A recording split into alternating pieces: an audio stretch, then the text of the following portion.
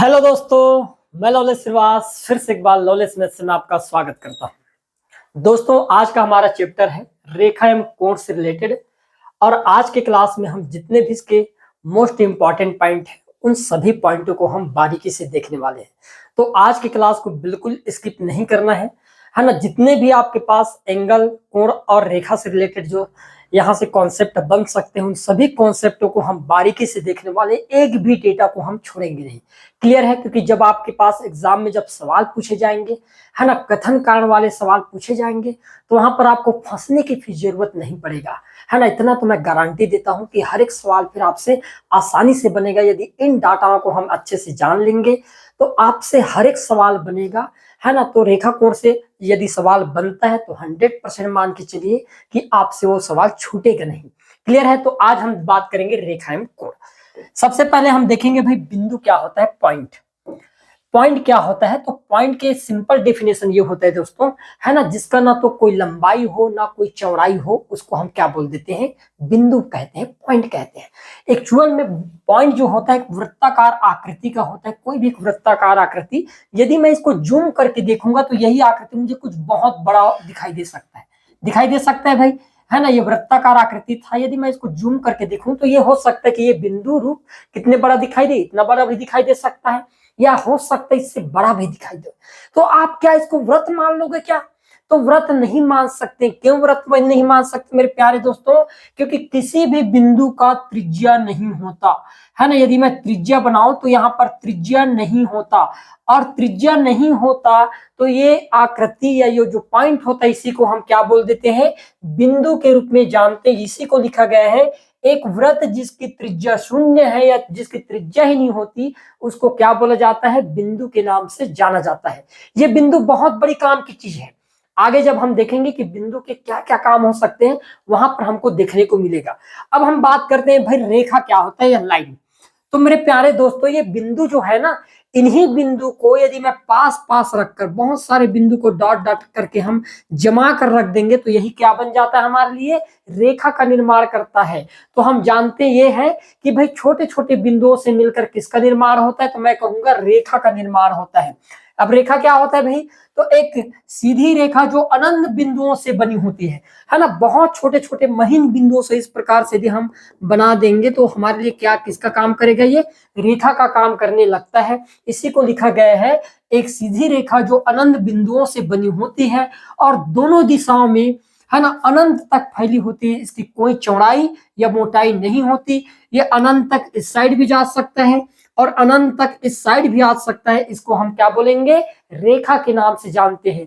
रेखा अलग चीज है और रेखा खंड अलग चीज होता है।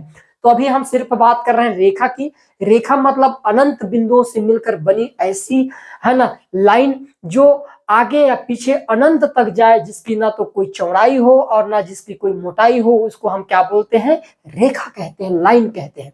क्लियर है? अब लाइन को हमने दो पार्टों में बांट दिए हैं।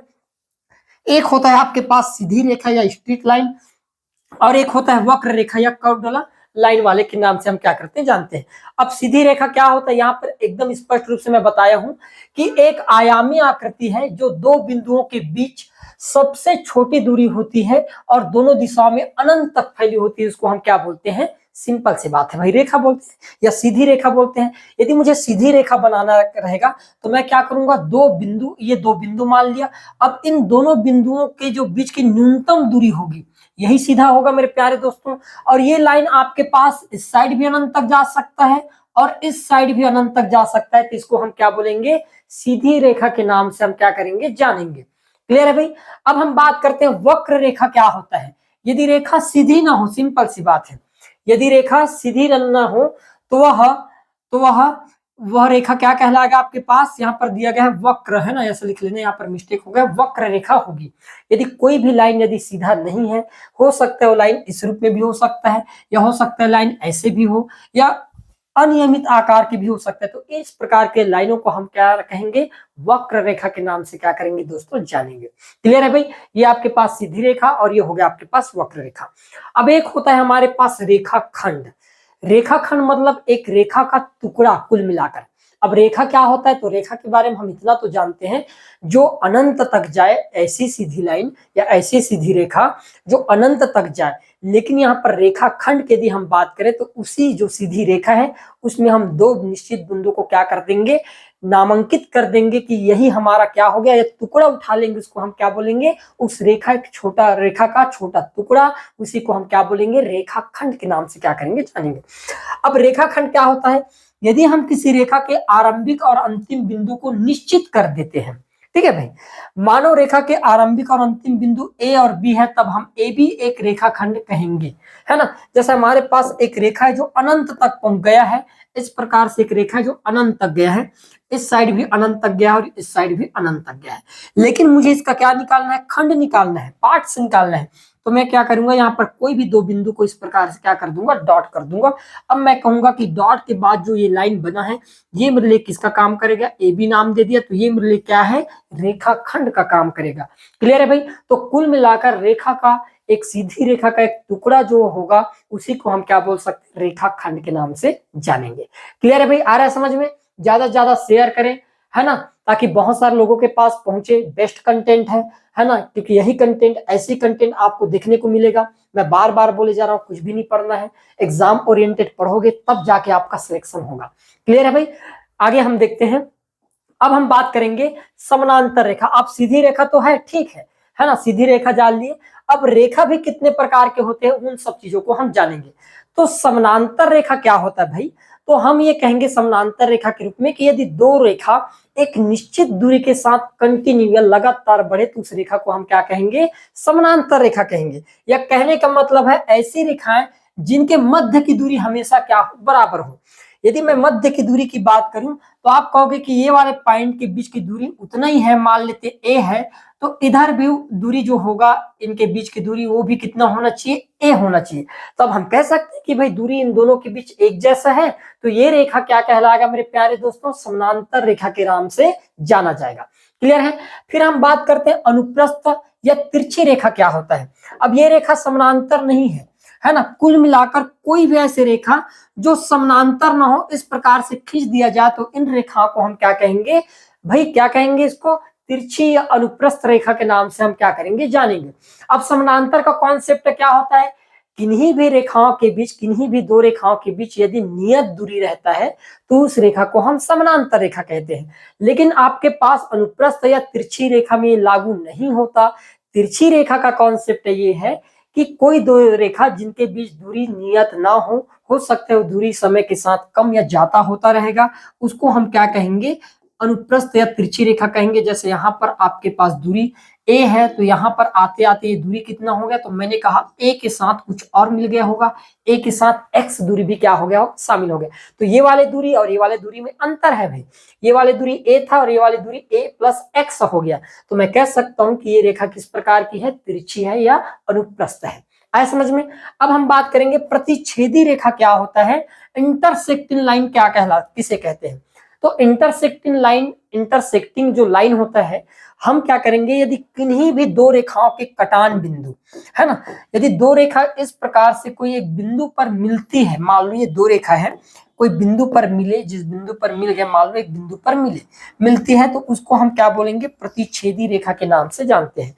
या मैं ये कहूं कि दो रेखा एक दूसरे को क्रॉस करें, है ना, तो हम उस प्रकार की रेखा को क्या कहेंगे, प्रतिच्छेदी रेखा के नाम से जानते हैं। क्लियर है भाई, आगे समझ में। आगे हम बढ़ते हैं, देखिएगा फिर समगामी रेखा, है ना, या कॉन्करेंट लाइन क्या होता है। तो दो रेखा यदि एक दूसरे को क्या करते हैं, क्रॉस करते हैं, है ना, एक दूसरे को प्रतिच्छेद करते हैं तो वो प्रतिच्छेदी रेखा कहलाते हैं। लेकिन जब दो या दो से अधिक रेखाएं कोई बिंदु को, है ना, स्पर्श करते हुए इस प्रकार से कटे तो उसको हम क्या बोलेंगे, संगामी रेखा के नाम से जानते हैं। जैसे यहाँ पर बहुत सारे लाइन गए हैं, एक रेखा इस प्रकार से गया है, फिर दूसरा इस प्रकार से गया, तीसरा रेखा ऐसे हो गया, तो इस प्रकार की रेखा को हम क्या कहेंगे, संगामी रेखा के नाम से जानेंगे। मतलब कहने का मतलब यह है कि दो से अधिक रेखा जब किसी बिंदु से गुजरे, है ना, क्रॉस करते हुए गुजरे, तब हम उस प्रकार की रेखाओं को किस नाम से जानेंगे दोस्तों, कॉन्करेंट लाइन, या हम उसी को संगामी रेखा के नाम से जानते हैं। आगे भी समझ में, ठीक। अब हम बात करेंगे किरण। अब ये किरण क्या होता है, अब ये टॉर्च वाला किरण जानते हो ना, किरण किसी का नाम नहीं है, ये किरण, ठीक है, ये किरण है, रेज है। क्योंकि रेज बहुत इंपॉर्टेंट चीज है। किरण एक रेखा है जो एक बिंदु से शुरू होकर एक ही दिशा में अनंत काल तक चलती है। जैसे आप टॉर्च की बात करें, टॉर्च से क्या निकलती है? किरणें निकलती हैं। यदि मैं यहाँ पर टॉर्च बना लूं, इस प्रकार से मेरे पास एक टॉर्च है और मैं कहूं कि इस टॉर्च से मुझे किरण निकालना है, तो कुछ इस प्रकार से किरण निकलने लगेगा, है ना। किरण का कलर इसमें दे दिया हूं इस प्रकार से। ये तो हमने देखे कि कौन से बिंदु, एक बिंदु से, यही बिंदु से निकला हुआ है। ये बिंदु से निकला और ये अनंत दूरी तक गया, जब तक हम इसको, है ना, ये खत्म ना हो जाए तब तक। तो हम ये कह सकते हैं कि कोई बिंदु से निकलकर अनंत दूरी तक चले, ऐसी रेखाओं को हम क्या बोलेंगे? किरण के नाम से जानते हैं। और हमेशा याद रखना दोस्तों, कोण का निर्माण रेखा से नहीं होता। किसी भी कोण का निर्माण रेखा से नहीं होता। कोण का निर्माण हमेशा किससे होता है? तो किरणों से होता है। याद रखना, किससे होगा? किरण से होगा, क्योंकि किरण का डेफिनेशन ही यही है, कोई एक निश्चित बिंदु से निकलकर यदि अनंत तक जाए तो हम उसे क्या बोलेंगे? किरण के नाम से जानते हैं। जैसे ये वाले बिंदु से निकला और इस बिंदु से निकलकर ये अनंत तक जाए, इंफिनिट तक जाए, तो हम इसको क्या बोलेंगे? किरण कहेंगे। क्लियर है? अब हम बात करेंगे कोण। तो कोण क्या होता है भाई? दो रेखाओं के झुकाव को क्या बोल देते हैं? कोण कह देते हैं। सिंपल सी बात है, यदि दो रेखा आपस में इस प्रकार से झुके हुए हैं तो हम वहां पर जो बने हुए एंगल होंगे, जैसे ये वाले हम पॉइंट मान लेते हैं, इस पॉइंट से एक किरण गया और ये वाले पॉइंट से दूसरा किरण, तो दोनों किरणों के बीच का जो आपके पास एंगल होगा, इसी को क्या बोला जाता है? कोण के नाम से जाना जाता है। क्लियर है भाई? आगे समझ में, आगे हम बढ़ेंगे, ध्यान से देखना। अब कोण के प्रकार को हम जानेंगे कि भाई आखिर कोण कितने प्रकार के होता है। तो जनरली आप सभी को पता है कि एक होता है आपके पास न्यून कोण, एक सम कोण, एक अधिक कोण होता है, एक होता है आपके पास ऋजु कोण, है ना, एक होता है आपके पास क्या होता है भाई? पूर्ण कोण होता है। इन सब कोण के बारे में हम यहाँ पर पूरा डिटेल में देखने वाले हैं। अब न्यून कोण क्या होता है? ऐसा कोण जो 90 डिग्री से कम हो, उस प्रकार के सभी कोणों को हम किस नाम से जानेंगे? न्यून कोण के नाम से जानेंगे। तो यहाँ पर जो ट्रायंगल दिया गया है, एंगल दिया है, यदि एंगल का मान थीटा है तो मैं कह सकता हूं कि ये जो थीटा है, थीटा का मान 90 डिग्री से ज्यादा नहीं हो सकता भाई। क्या बोलेंगे? 90 डिग्री से ज्यादा नहीं हो सकता। तो मैं क्या करूंगा भाई? तो थीटा की वैल्यू किसके बराबर होगा? तो हम कहेंगे कि जो थीटा की जो वैल्यू है, ये आपके पास 0 डिग्री से लेकर कहां तक हो सकता है? तो मैंने कहा 89 डिग्री तक के जितने भी कोण बनेगा, 0 डिग्री से लेकर 89 डिग्री तक के जितने भी कोण, इन सभी कोणों को हम किस नाम से जानेंगे मेरे प्यारे दोस्तों? तो आप कहोगे उसको न्यून कोण के नाम से जानेंगे। चाहे 0 degree, 1 degree, 2 degree, 3 degree, 4 degree करते हुए कहां तक? 89 डिग्री तक।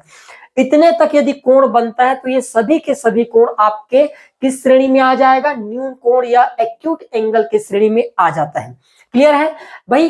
क्राइटेरिया क्या है? 90 डिग्री से ज्यादा नहीं हो सकता, है ना भाई, 90 डिग्री से कम ही होगा। तो 90 डिग्री से कम में हम देखेंगे तो 0 डिग्री से लेकर 89 डिग्री तक। तो ये 89 डिग्री तक का कोण जो भी होगा, है ना, मेरा लैंग्वेज अलग है, 89 बोलता हूं मैं, है ना। 89 को क्या बोलते हैं? 89 बोल देता हूँ, तो ज्यादा कंफ्यूज होने की जरूरत नहीं है। 90 से एक कम है तो 89 बोल देते हैं।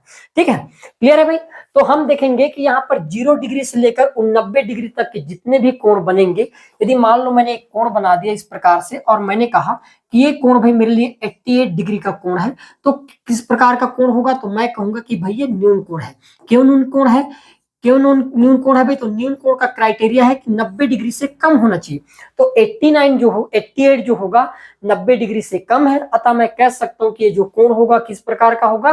न्यून कोण कहलाएगा। क्लियर है भाई? अब हम बात करते हैं समकोण। समकोण मतलब कुल मिलाकर यदि दो रेखाएं एक दूसरे के ऊपर लंबवत हो जाए।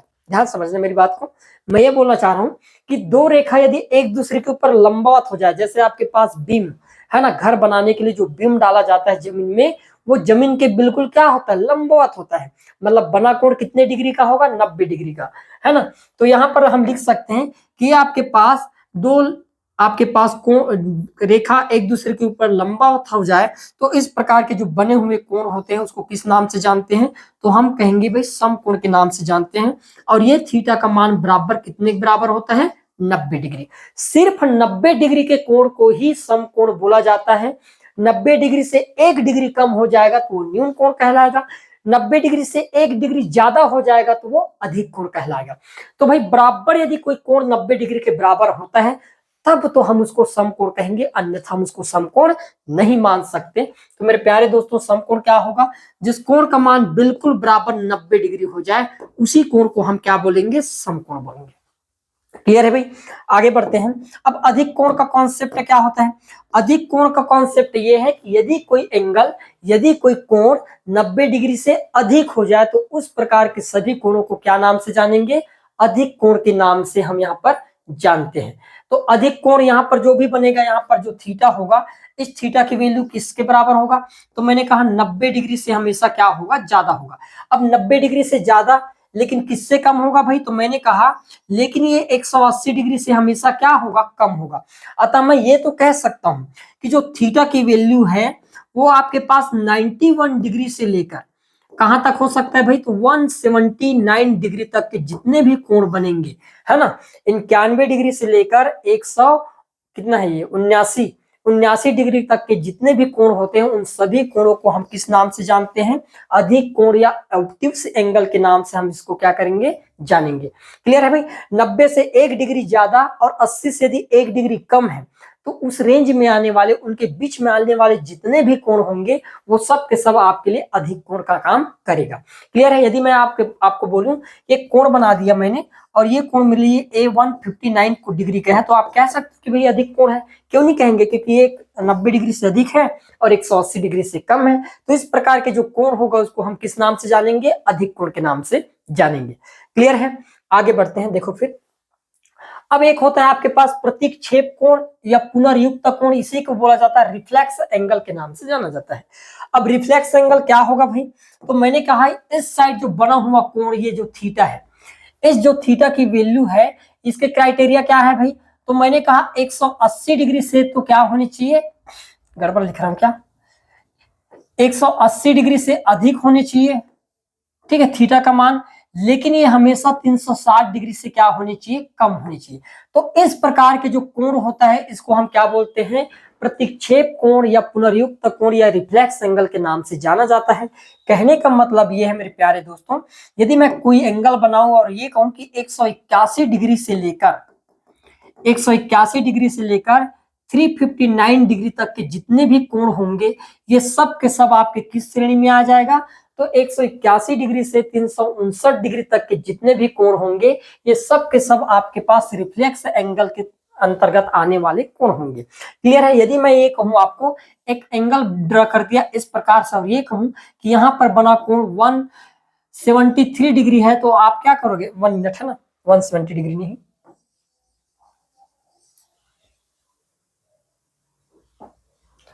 273 डिग्री है, 273 डिग्री है। तो मैं ये तो कह सकता हूं यदि 273 डिग्री है तो मैं कहूंगा कि भाई 180 डिग्री से ज्यादा है 273 डिग्री, लेकिन ये 360 डिग्री से क्या है? कम है। तो इस यहाँ पर जो बना हुआ कोण होगा 273 डिग्री का, ये किस प्रकार का कोण कहलाएगा? तो मैं कहूंगा भाई रिफ्लेक्स एंगल, पुनर्युक्त कोण के नाम से हम इसको क्या करेंगे? जानेंगे। आए समझ में? एक होता है आपके पास सरल कोण, इसी को बोला जाता है रिजु कोण या स्ट्राइट एंगल के नाम से जाना जाता है। तो रिजु कोण क्या होता है भाई? तो मैं कहूंगा कि यहाँ पर बना हुआ कोण थीटा जो है, इस थीटा की वैल्यू बराबर 180 डिग्री के बराबर हो जाए। कितने के बराबर हो जाए? बराबर 180 डिग्री। कहने का मतलब है ना तो थीटा का मान 180 डिग्री से 1 डिग्री ज्यादा हो सकता है और ना ही कम, है ना। मतलब जो थीटा की वैल्यू यदि बराबर 180 डिग्री का कोण बनाता है तो मैं कह सकता हूं उस प्रकार के कोण को हम क्या कहेंगे? सरल कोण कहेंगे। मतलब कहने का मतलब है दुनिया में चाहे कोई भी सरल रेखा, एक सीधी लाइन हमेशा एक सरल रेखा होता है या उसी को सरल कोण या रिजु कोण के नाम से हम क्या करते हैं? जानते हैं। आपके किताबों में, कॉपी में जो जितने भी लाइन होते हैं वो सब के सब आपके पास सरल कोण होते हैं, उसी को रिजु कोण के नाम से हम जानते हैं। वहां पर कहीं पर भी यदि मैं एक कोण बनाऊं तो हमेशा कितने डिग्री का कोण बनेगा? 180 डिग्री का कोण बनेगा। क्लियर है भाई? तो इस प्रकार के जो कोण होगा उसको हम क्या बोलेंगे? सरल कोण या रिजु कोण के नाम से जानते हैं। फटाफट नोट करते जाइए, बहुत इंपॉर्टेंट डेटा है ना। एग्जाम में हूबहू यहां से सवाल बनेगा, इस चीज को तुम मान लो भाई। क्लियर है? एक होता है पूर्ण कोण। पूर्ण कोण कहने का मतलब है ऐसा कोण जो आपके वातावरण के पूरा इर्द गिर्द हो, चारों तरफ हो। इस प्रकार के जो कोण बनेगा, जैसे मैंने एक बिंदु बना दिया और बोलूं कि बिंदु के चारों ओर का जो कोण होगा, मतलब जो कोण थीटा की जो वैल्यू होगा ये पूरे 360 डिग्री के बराबर यदि हो जाए तो इस प्रकार के कोण को हम क्या बोलेंगे भाई, पूर्ण कोण या कंप्लीट एंगल के नाम से इसी को हम क्या कहेंगे जानेंगे। यहाँ पर लिखा गया पूर्ण कोण एक प्रकार का कोण होता है जिसका माप ठीक 360 डिग्री होता है। मतलब मैं ये कहूं कि यदि मैं यहाँ पर खड़ा हूं और खड़ा होकर मान लो एक राउंड ऐसे घूमकर वहीं पर आ गया तो टोटल कितने डिग्री का कोण बना यहाँ पर, तो आप कहोगे पूरा के पूरा 360 डिग्री का कोण बन गया। तो यही आपके लिए क्या कहलाएगा, कंप्लीट एंगल के नाम से हम इसको क्या करेंगे दोस्तों, जानेंगे। क्लियर है भाई, आया समझ में। ये हुआ आपके पास कुछ कोण के प्रकार। अब हम देखेंगे यहां से आगे, है ना। यदि मान लो आपके पास दो कोण दिया हो, अभी तो हम देखे सिर्फ सिंगल सिंगल कोण के बारे में, अब हम बात करेंगे दो दो कोण। जैसे मान लो कोणों के प्रकार, जब अल्फा और बीटा दो कोण हो तब के कंडीशन में, है ना, कौन कौन से कोण बनने की संभावना होता है, तो एक होता है कोटि पूरक कोण, इसी को बोल दिया जाता है कंप्लीमेंट्री एंगल। कंप्लीमेंट्री एंगल मतलब क्या होता है, ऐसे कोण, ऐसे दो कोण जिनका योग हमेशा 90 डिग्री के बराबर होता है। याद रखने इस बात को, ऐसे कोण जिसका योग हमेशा 90 डिग्री के बराबर होता है उसे क्या बोला जाता है आपके, तो हम कहेंगे भाई उसी को हम कोटि पूरक या कंप्लीमेंट्री एंगल के नाम से जानते हैं। जैसे मैंने मान लिया कि ये वाला एंगल अल्फा है और ये वाला बीटा, हमको पता है कि ये जो है आपके पास पूरा की पूरा कितने डिग्री का है, 90 डिग्री का। तो मैं कह सकता हूं कि भाई अल्फा प्लस बीटा का सम किसके बराबर होगा, आप कहोगे 90 डिग्री के बराबर होगा, है ना भाई, होगा कि नहीं होगा, होगा। तो हम यही कहेंगे कि यदि कोई भी दो कोण का योग यदि मान लो कितने के बराबर हो जाए, 90 डिग्री के बराबर हो जाए, तो ये आपके लिए कंप्लीमेंट्री कहलाता है। जरूरी नहीं कि डायग्राम इसी प्रकार के हो। मान लो मैंने एक डायग्राम ऐसा बना दिया, एक डायग्राम ऐसा बना दिया और ये कहा कि ये अल्फा कोण और ये बीटा कोण। अब मैं कहूं कि अल्फा और बीटा का सम, यदि मान लो अल्फा और बीटा का सम यदि 90 डिग्री के बराबर है, तो मैं कह सकता हूं कि यहाँ पर अल्फा और बीटा एक दूसरे के क्या है, अल्फा और बीटा एक दूसरे के हमेशा क्या कहलाएंगे, पूरा कोण कहलाएंगे, है ना। कोटि पूरक उसी को तो बोलते हैं, क्या कहेंगे, पूरा कोण या कंप्लीमेंट्री के रूप में हम जानेंगे। जरूरी नहीं कि एक ही एंगल हो, एक ही ट्रायंगल में आपको पूछे, हो सकता है अलग अलग ट्रायंगल में पूछ ले, लेकिन उनका योग हमेशा यदि 90 डिग्री हुआ है, इसका मतलब यहाँ पर अल्फा और बीटा एक दूसरे के क्या माने जाएंगे, है ना, कंप्लीमेंट्री माने जाते हैं। क्लियर है भाई, आया समझ में। अब हम बात करते हैं सप्लीमेंट्री क्या होता है, संपूरक कोण क्या होता है।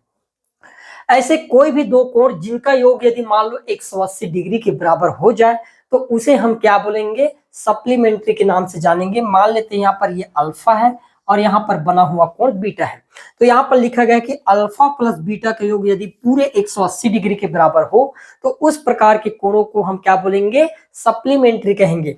और यदि मान लो ये दो कोण अलग अलग बनाना चाहे, इस प्रकार से अलग अलग बना दिया, यहाँ पर अल्फा कोण और यहाँ पर बीटा कोण, तो मैं कह सकता हूं कि भाई यदि अल्फा और बीटा कोणों का सम यदि पूरा 180 डिग्री के बराबर है तो मैं 100% ये कह सकता हूं कि अल्फा और बीटा एक दूसरे के क्या है, सप्लीमेंट्री है। अल्फा और बीटा एक दूसरे के क्या माने जाएंगे, सप्लीमेंट्री माने जाएंगे, या हम इसी को सम पूरा कोण के रूप में भी बोल सकते हैं। क्लियर है भाई, आ रहा है मजा, ठीक है। अब हम बात करते हैं आसन्न कोण क्या होता है, एडजेसेंट एंगल क्या होता है। तो एडजेसेंट एंगल का सिंपल थ्योरम ये है मेरे प्यारे दोस्तों, यदि मैं कहूं कि AB और CD दोनों मान लो पैरेलल रेखा है, जैसे यहाँ पर दिया गया कि ये AB और ये C से D, ये दोनों रेखा मान लो आपस में क्या है, पैरेलल है, तो यहाँ पर एक एंगल बना गया है अल्फा और यहाँ पर एक एंगल बना है आपके पास बीटा, है ना। दो रेखा यदि आपस में पैरेलल है तो हमेशा याद रखना कि अल्फा और बीटा का योग यदि मान लो 180 डिग्री के बराबर हुआ है, 180 डिग्री के बराबर हुआ है, तो मैं कह सकता हूं कि यहाँ पर अल्फा और बीटा एक दूसरे के क्या है, आसन्न कोण है ना। तो मैं ये कह सकता हूं कि यहाँ पर अल्फा और बीटा एक दूसरे के क्या है, आसन्न कोण है। जैसे हम ज्योमेट्री में भी देखे थे, जब मैं चतुर्भुज पढ़ा रहा था, इस प्रकार से जब आपके लिए समानांतर चतुर्भुज बना दिया था, मैंने कहा A, B, C और D, तो हम देखें कि ये दोनों रेखा आपस में क्या है, पैरेलल है। यदि पैरेलल है तो ये दोनों आपके एडजेसेंट एंगल कहलाएंगे और इनका सम हमेशा किसके बराबर होगा, 180 डिग्री के बराबर होता है। इसी चीज को बोला जाता है यहाँ पर आसन्न कोण के नाम से हम क्या करेंगे, जानेंगे। क्लियर है भाई, आया समझ में। आगे बढ़ते हैं, नेक्स्ट डेटा देखिएगा, शीर्षाभिमुख कोण या सम्मुख कोण या वर्टिकली अपोजिट एंगल क्या होता है। तो मैंने कहा यदि दो रेखा एक दूसरे को प्रतिच्छेद करे ठीक है। यहाँ पर बोला गया है कि यदि अल्फा और बीटा सम्मुख कोण है तब अल्फा और बीटा हमेशा क्या होंगे, बराबर होंगे। कहने का मतलब है मान लो दो रेखा इस प्रकार से एक दूसरे को इंटरसेक्ट किए हुए हैं, ठीक है, ध्यान समझना भाई। तो यहाँ पर आपके एंगल बन सकते हैं, यदि यहाँ पर अल्फा डिग्री का कोण बनेगा तो यहाँ पर भी आपके पास अल्फा डिग्री का कोण बनेगा। यदि यहाँ पर बीटा डिग्री का कोण बनेगा तो मेरे प्यारे दोस्तों यहाँ पर भी बीटा डिग्री का कोण बनेगा। इसी को बोला जाता है सम्मुख कोण। क्या बोलेंगे, सम्मुख। ये वाले पार्ट और ये वाले पार्ट एक दूसरे के सम्मुख होंगे। उसी प्रकार मैं कह सकता हूं कि ये वाला पार्ट और ये वाला जो कोण होगा ये भी एक दूसरे के क्या होंगे, सम्मुख होंगे। मतलब हम ये कह सकते हैं कि मान लो दो रेखा इस प्रकार से इंटरसेक्ट हुए, यदि यहाँ पर 45 डिग्री का कोण बना है तो मैं कह सकता हूं कि यहाँ पर भी भाई 45 डिग्री का कोण तो बनेगा है। यहाँ पर यदि 135 डिग्री का कोण बना है तो यहाँ पर भी आपके पास 135 डिग्री का कोण बना है। तो इस प्रकार के जो कोण होते हैं इसको शीर्षाभिमुख कोण के नाम से जाना जाता है।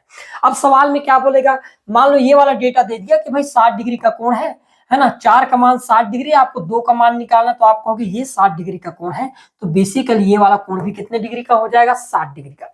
अब बाकी का निकालना रहेगा तो मैं कहूंगा कि सीधा रेखा और सरल रेखा यदि पूरा 180 डिग्री का होता है, यदि यहां से लेकर यहां तक ये 60 डिग्री है तो शेष 120 डिग्री होगा। तब तो होगा भाई 60 और मैं 120 को जोड़ूंगा तो 180। और यदि 120 डिग्री का कोण है तो मेरे प्यारे दोस्तों ये वाला पार्ट भी कितने के बराबर होगा, 120 डिग्री के बराबर होगा। इसी को लिखा गया 1 और 3 आपस में क्या होंगे, बराबर होंगे। कोण ए और कोण 3 बराबर होंगे और कोण 2 और कोण 4 का मान भी आपस में क्या होगा, बराबर होगा। यही कॉन्सेप्ट होता है आपके पास शीर्षाभिमुख कोण में। क्लियर है भाई, आया समझ में? ठीक, आगे बढ़ते हैं, ध्यान से देखिएगा। अब आपके पास मान लो दो पैरेलल लाइन मैंने खींच दिया, ये L1 और ये मान लेते हैं L2, और एक लाइन मैंने तिरछा काट दिया यहाँ पर M1।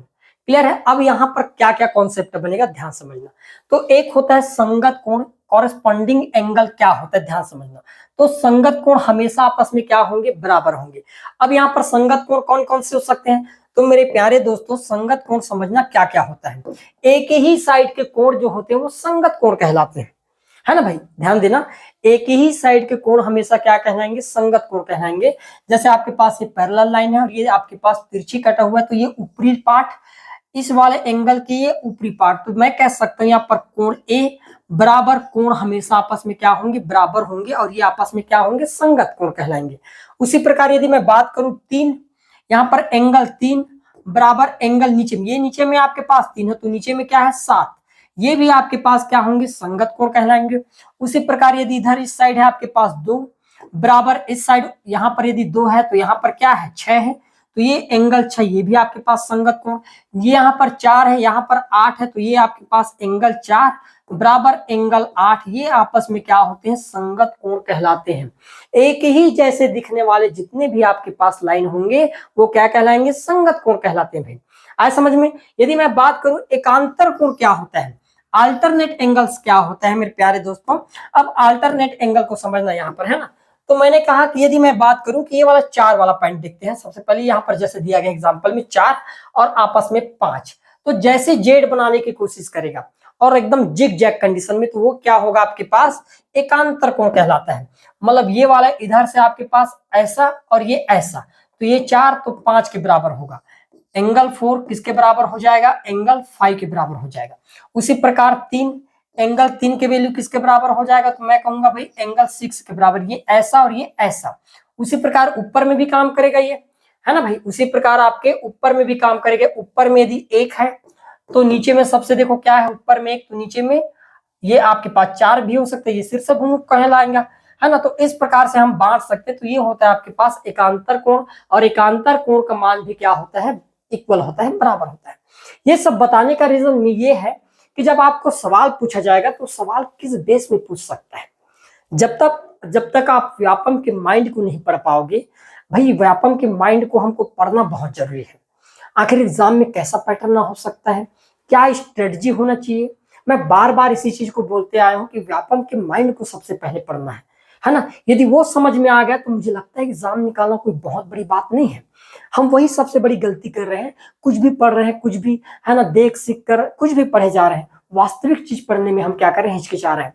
और इसका आपको रिजल्ट अभी सामने में दिखाई देगा। जब एग्जाम होगा, एग्जाम देने के बाद जब आओगे और आपसे सवाल नहीं बनेगा तब पछतावा होगा। वो कहते ना, है ना, तब पछताए से होत क्या जब चिड़िया चुग गई खेत, है ना। तो ये नहीं होना चाहिए दोस्तों आपके साथ, है ना। मैं अपने फुल एक्सपीरियंस के साथ बता रहा हूँ, यही आपके पास पैटर्न अब पूछा जाएगा। यहाँ पर जितने भी मैंने डेटा बताया उन सभी डेटाओं को बिल्कुल रट लो, कॉपी में कहीं पर नोट कर लो। ये आपके आगामी एग्जाम के लिए मील का पत्थर साबित होगा। ये मानो या ना मानो यही होने वाला है। क्लियर है? तो आज की क्लास में हम इतना ही देखेंगे।